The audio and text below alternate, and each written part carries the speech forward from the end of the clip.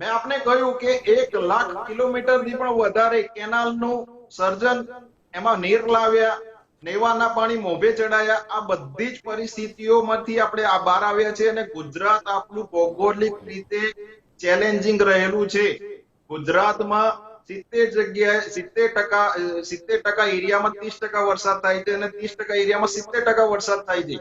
છતાંય આજના દિન સુધી ગુજરાતના અમારી સરકાર મુખ્યમંત્રી ભૂપેન્દ્રભાઈ પટેલના નેતૃત્વમાં આજ દિન સુધી એક પણ દિવસમાં આપણને કોઈ પણ દુકાળ જેવી પરિસ્થિતિમાં સર્જવાનું, ઉનાળાને કપરાકારમાં પણ એક પણ દિવસ ના સિંચાઈ માટેનું પાણી ખૂટ્યું છે, ના પીવાનું પાણી ખૂટ્યું છે, ના ઉદ્યોગોને આપવાનું પાણી ખૂટ્યું છે.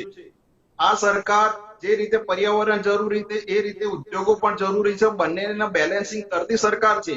તો આપણે જોવું જોઈએ ક્યાંય કોઈ જગ્યાએ 100% લાભ મળે છે તો એના માટે 1-2% નુકસાન પણ થાય છે. તો એ પણ આપણે જોઈએ છીએ અને અમે તો પોઝિટિવિટી કરીએ છીએ. મેં આપને કહ્યું કે આપણા જે આંકડા જે સાચી વાત છે કે આટલી જગ્યાએ કેનાલ